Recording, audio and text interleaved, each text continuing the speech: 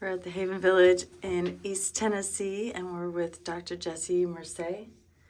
She has come all the way from Mexico to share with us the science of Vaastu with the Hemple that we're building. So we're so excited to have you here, Jessie, and was wondering if you could share just an overall introduction to Vaastu. It's new to a lot of people when building not just a structure, but an entire village. So would love for you to share that with everyone.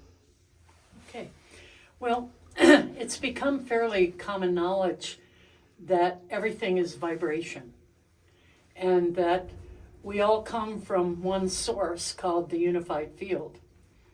The word Vaastu means energy, and spelled with one A, V-A-S-T-U, it means cosmic energy or unmanifest energy, energy of the unified field. Vaastu, spelled with two A's, V-A-A-S-T-U, refers to the subtlest form of that cosmic energy having become material form.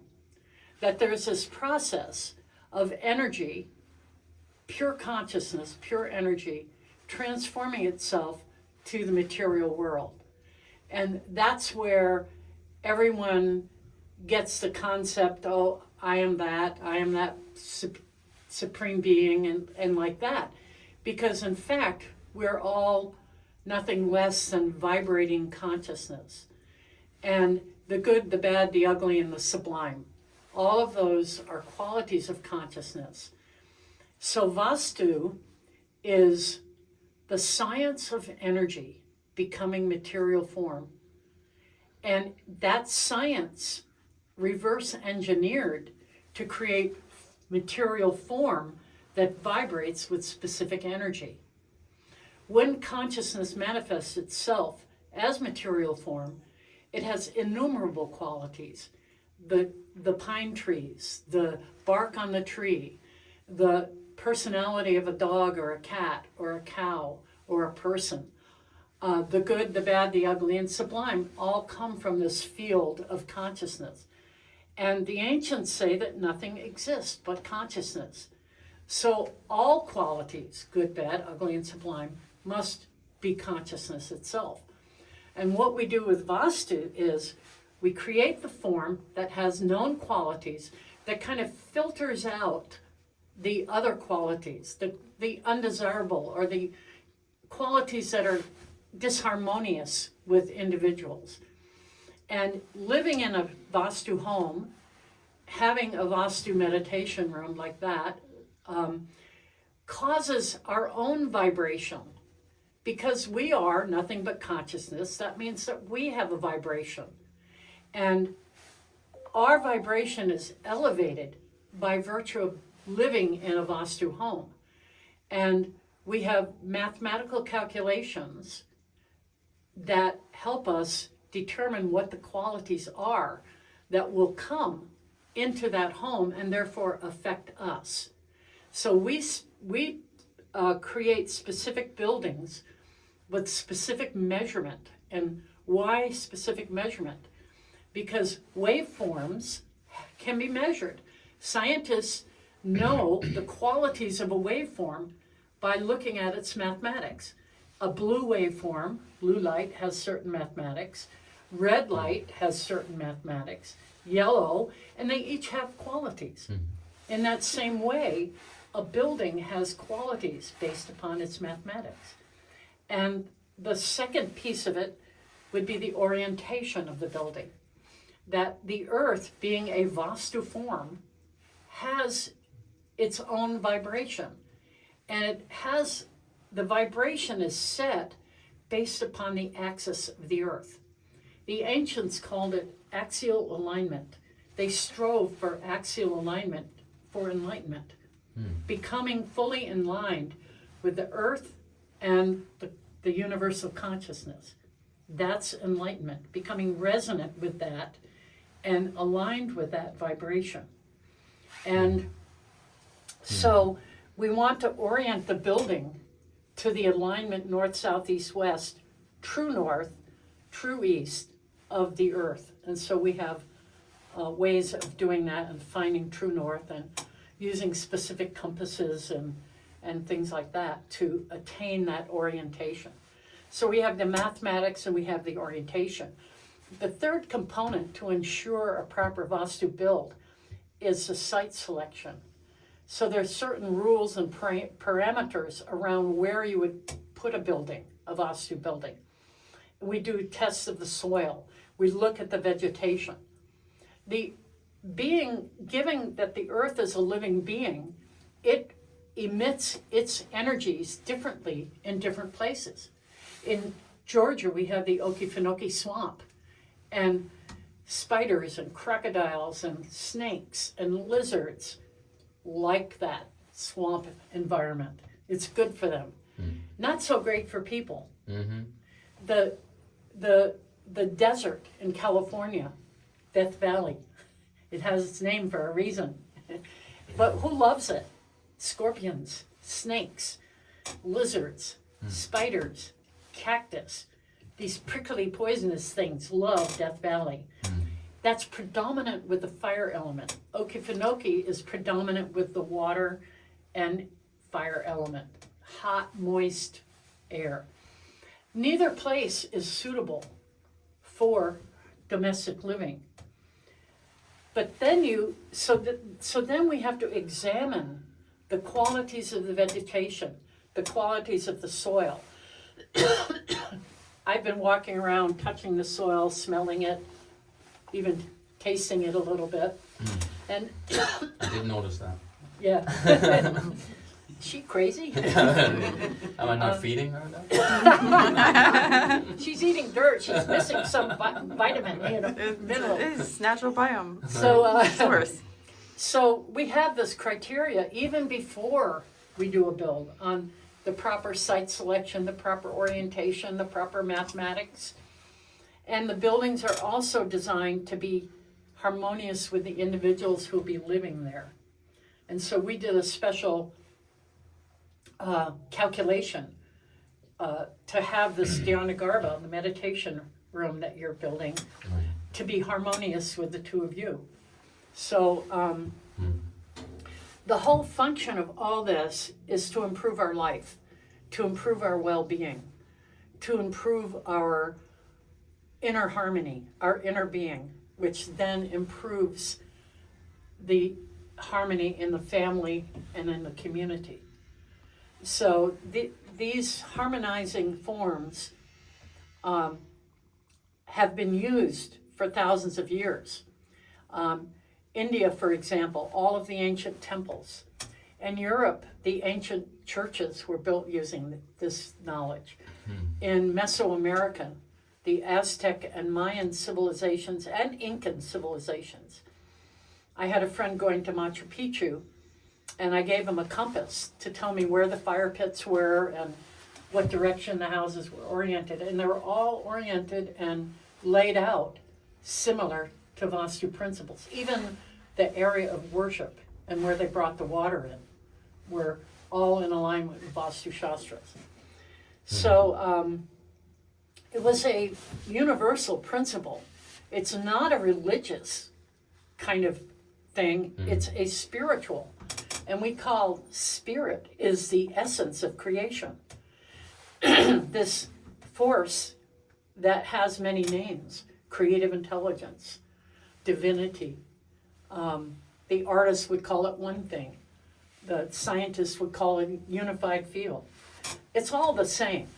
And it functions universally on this planet in the same way.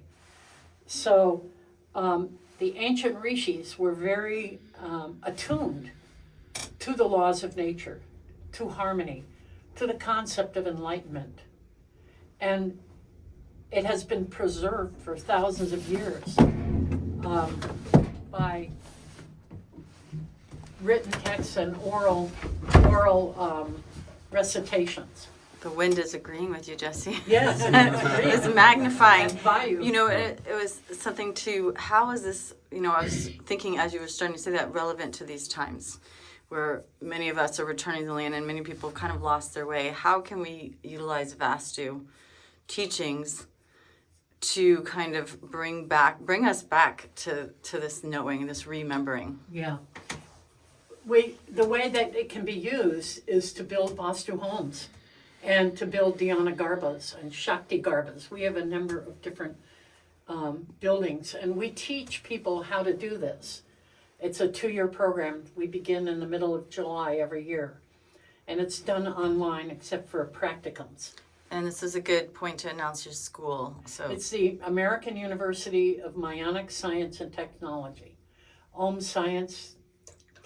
.com. So omscience.com. I'm going to put the link there. But you're based in Mexico, but this is an online course Online. that people can study with you. And, you know, just this process that we've known you for over a year, kind of consulting with you, you know, virtually. So blessed to have you here with us on the land to really activate and this particular structure that we're building, because we really do feel like this is a model for what's possible for the future. And we know that River and I have talked about that we're activating the grid, and this structure really feels like that is it in manifest form, and that it's not just something that we're doing.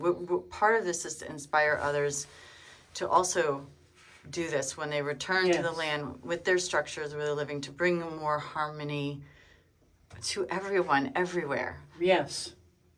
And what you're doing here is very important, and the materials that you're using are really important materials. The hemp structure, it's a very important material, ecologically, physiologically, and environmentally. It's an extremely important material.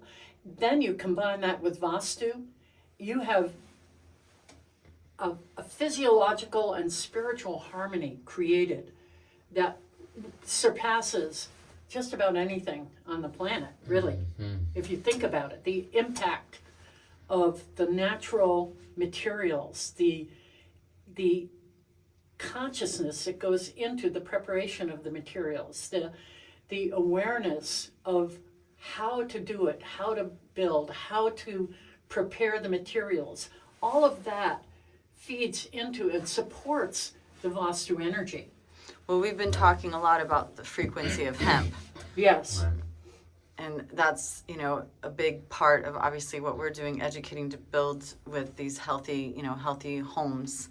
But I think the combination of that is what is unique and kind of sets apart for what we're doing. And I think River's knowledge as an architect, because a lot of people build and don't have that knowledge of design, let's say. Right. And we're talking about how people get back to the land, and they may not be thinking about how they're even putting their structures on the land, much less what materials they're building their structures out of, right? Right. Well, I think that the other thing is just like you're saying about the hemp material, that when we first spoke, you were just saying about like the qualities of the materials that you use in the structures are very important. You don't want to use steel. You want to use very conductive materials, very pure materials. Yeah. And you already had some feeling about doing hemp, incorporating hemp into Vaastu. And I think when we came into the picture, it was like, okay, you were excited about it. Just like we were, and it was so great for us to really get that, because we felt it on like just a intuitive level, I guess, that there was something energetic about this material. There's no literature about that, about hemp and energetics. You try to look it up, there's nothing really out there. But so why do you feel that? Like, is it just intuition that building material has that? Like, No, I mean, you could call it intuition, but you can feel it. You hold the material and you can feel it. I mean, take a handful of nylon or polyester, and then take a handful of hemp, and you can feel vibrationally that there is a difference in the material. And linen is made of flax, and it has a vibration of 5,000 hertz. And I was thinking it would be beautiful to put linen on the hemp wall. That would be incredible. Linen cloth on the hemp wall as a wall cover. It would be quite incredible. And so these materials are very important to the proper functioning in the biology of the human. And right, not just because they're not toxic, Right. but also They have a vibrational quality. Right, a vibrational quality. Exactly. And I love that, Tesla was saying that when we come to understand frequency, we'll understand the universe. Exactly. Yeah. And we're coming to that. It feels like that information's coming out. It's becoming more understandable to people on all levels, even with our own healing. I mean, that's the frequency is coming. So it feels like there's going to be a re-understanding of the science of Vaastu from a new perspective, because, like you said, it's an ancient science. I mean, how far back does this science go? Yeah, how far at back? least 10,000 years, 12,000 years, at least. That's what I've calculated. In the ancient Tamil literature, a Tamil is a language that's as old, if not older, than Sanskrit. And India itself acknowledges that, although Sanskrit has this predominance. But many of the ancient scriptures were written in Tamil. And they got a little messed up because they were technical Tamil being translated into literary Sanskrit, two different things. And so a lot was lost. But we have ancient texts. My teacher had a room full of ancient texts, palm leaf texts that every 500 years get rescribed. And that were passed down through his family for thousands of years. And so it's very ancient. And this knowledge of frequency and vibration has been here. We think, Tesla developed, or Einstein, or, no, it's been here. And the ancient sages knew it.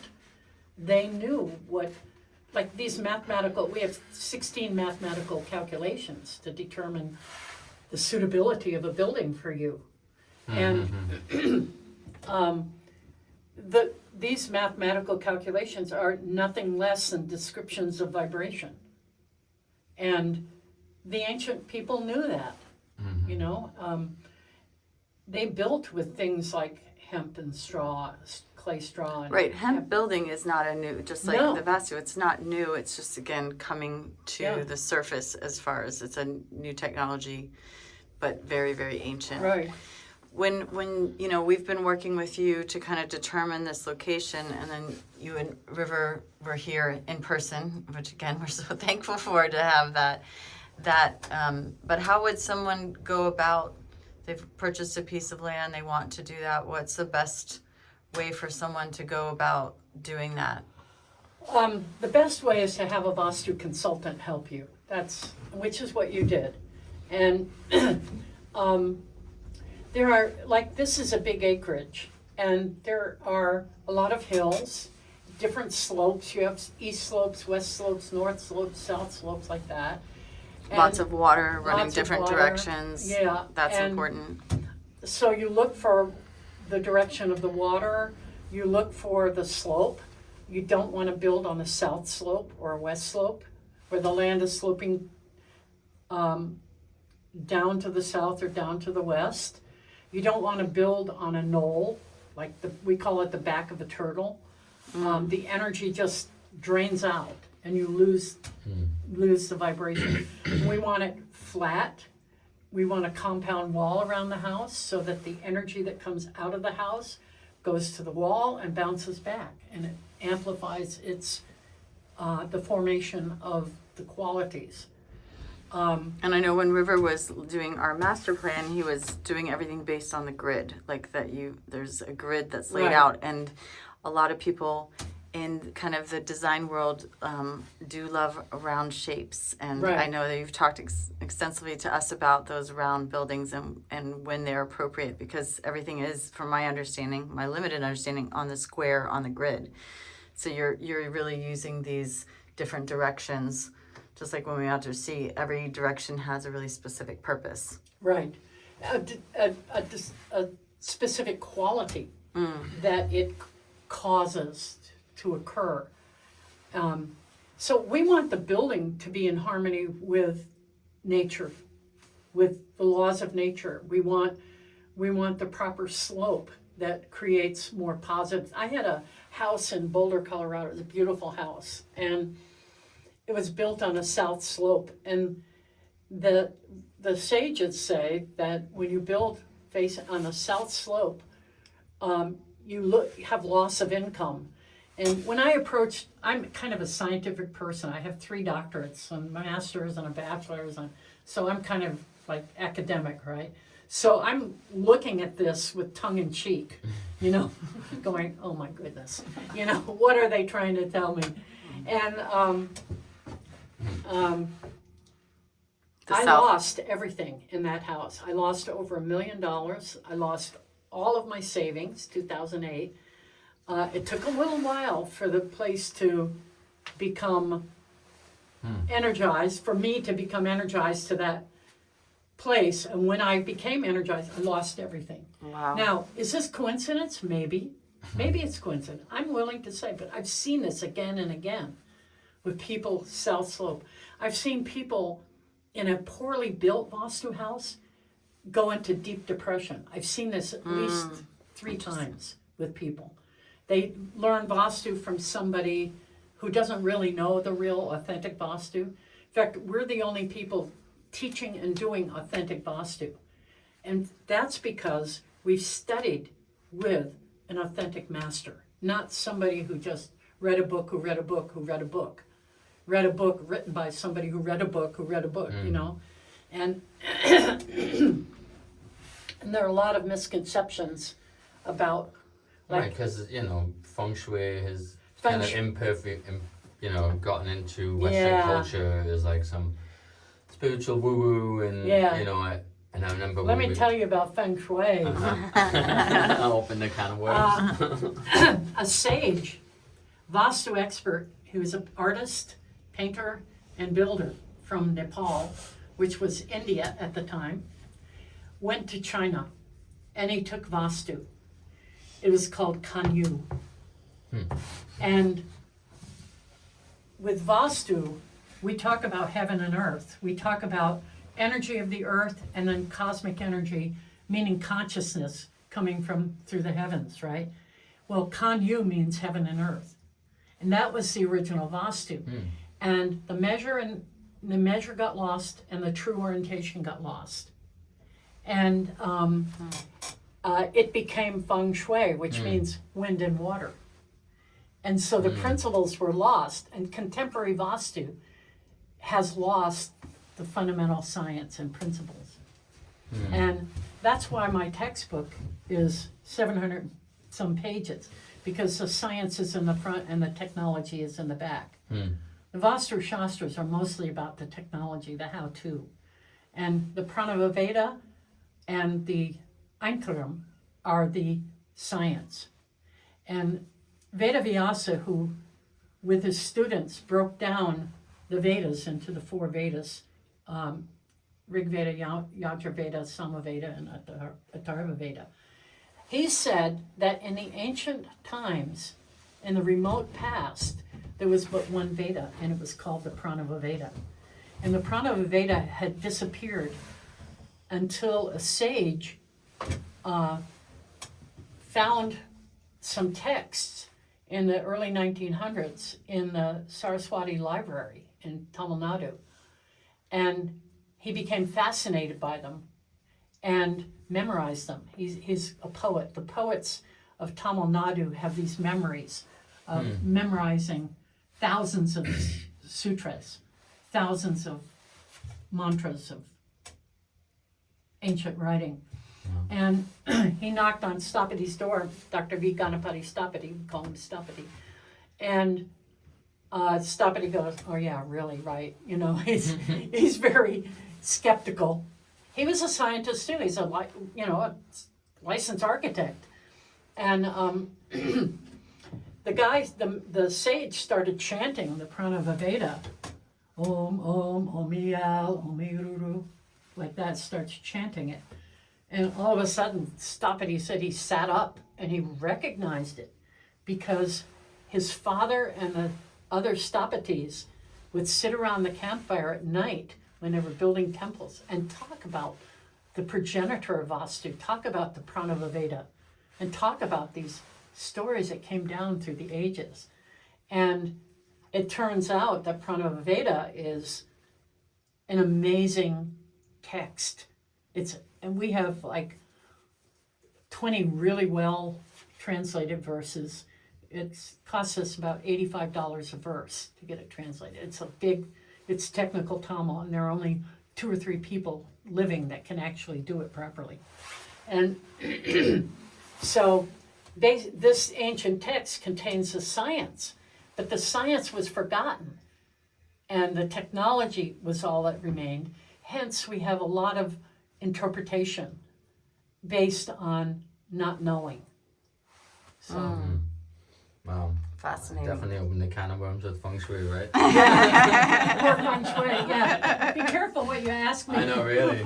You're open to an hour long. Right. Just lay a grid over any Yeah, house and yeah. happy, Yeah, maybe Well, a few plants and I a think few this is things. the importance of, why we wanted to share your knowledge and make sure, because I think that passing down through the various lineages, and there are a lot of people that, adopt things, and I think people have good intentions. Yes, We they see do. it. We see it the same with hemp. I think this. Yeah. You think this is going to be the first hemp? We're calling it a hemple. Temple. It's our, hemple structure. But do you know any other sacred structures made out of hemp? No, this is the first. So Yeah. that's going to be really Of true Vaastu, yeah.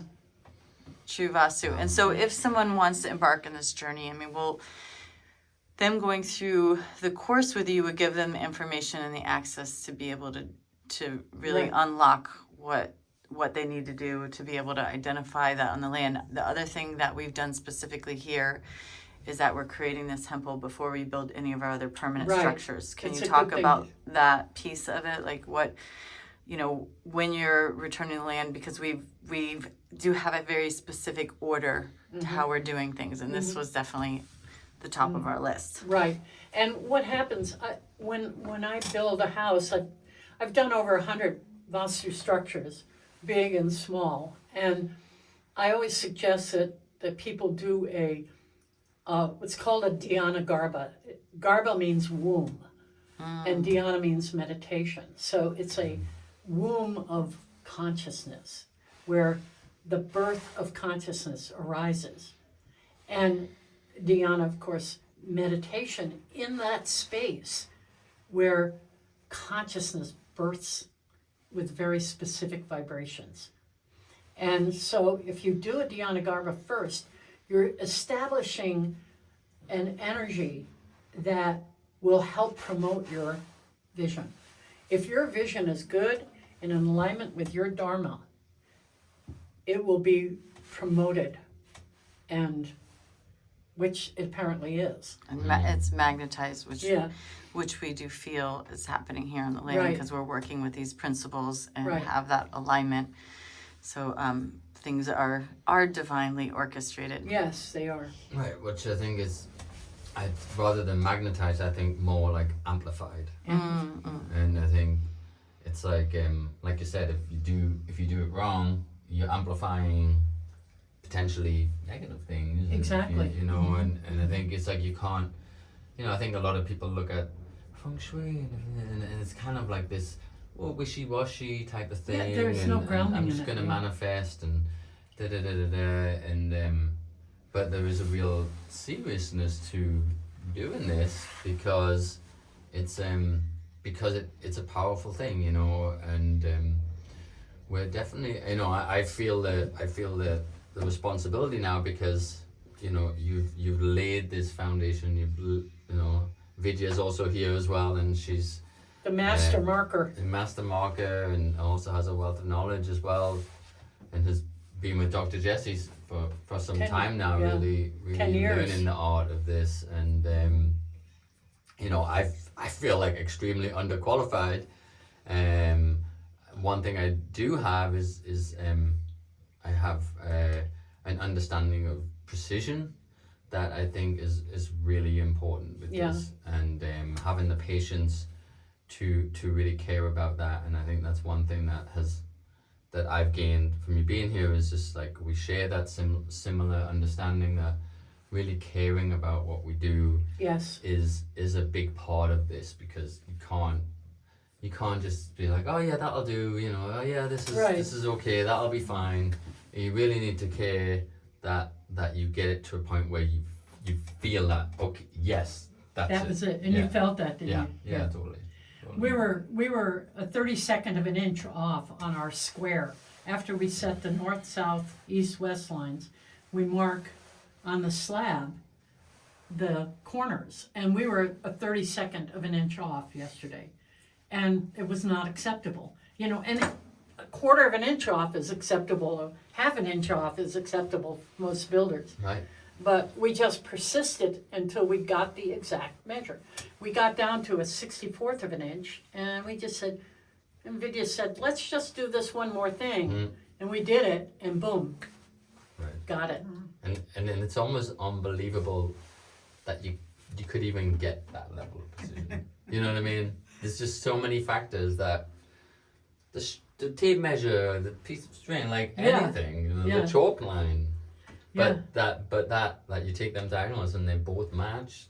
There's something beyond just the physical. I think that happens and we feel it, and I really feel like that's when we really care. Yeah. When we really care and we're willing to not sacrifice on that somehow these I call them the gods of construction, right? I know you were saying some Odin. You know, like if you just think, yeah, whatever, that'll be fine, you'll get smacked around quite a lot. Yeah, you do get smacked around. And I learned a lot in construction over the years to be careful. Yeah, to be careful, really. It's about attention. Right. You know, we put our attention on something. There's a saying that energy flows where attention goes. You put your attention on something. It's called the observer effect in physics, where the German scientists, did these mathematical calculations on, okay, where are the particles and wave going to arise from the quantum field, the unified field? And they didn't arise where they calculated. They arose where the scientists put their attention. The observer effect, it's called. Right. And that's what happens. When you put attention to what you're doing, stuff arises. And if your attention is sloppy, you get sloppiness. I mean, look at this world. This is a big stretch to say, look at the architecture of the world and what a mess it's in. And look at the situation of the world. It's a mess. And I freely say, if we change the architecture of the world, the mess will change. Right. The awareness of the people. The only solution to our world problems is a change in consciousness, spiritual awakening. That is the only thing that's going to change this. Man has had a history from the onset of war, pillage, all of these things that we see happening right now. And if we change the exterior architecture, we can change the interior architecture. And it's about the interior architecture. As I say in Kabbalah and Jewish spirituality and mysticism, we have a divine spark. And how that spark ignites into a flame, the flame of our life, depends on the vibration that is here. That's a perfect way to end. Thank you, Dr. Jessie, for being here. Can't wait to have you back and just continue this journey with you. It's been such a special part of sharing this with you in this sacred land. So thank you so much. You're welcome. It's very special to me to be here. NVIDIA. Yeah.